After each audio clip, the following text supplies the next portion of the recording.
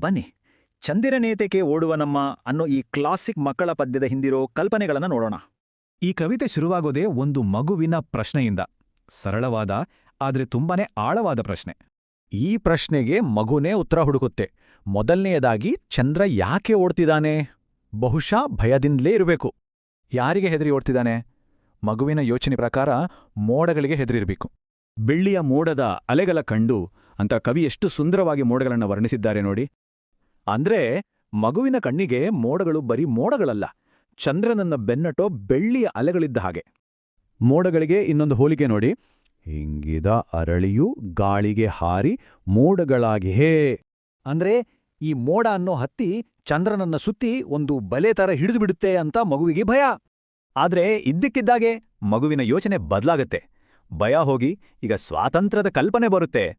ಈಗ ಚಂದ್ರ ಓಡಿ ಹೋಗ್ತಿಲ್ಲ, ಬದಲಾಗಿ ಬಿಡುಗಡೆಗಾಗಿ ಓಡ್ತಿದ್ದಾನೆ. ಅವನೇ ಈಗ ಹೀರೋ. ಮೋಡಗಳು ಕರಗಿದ್ವು, ಚಂದ್ರ ನಗುತ್ತಾ ಹೊರಬಂದ.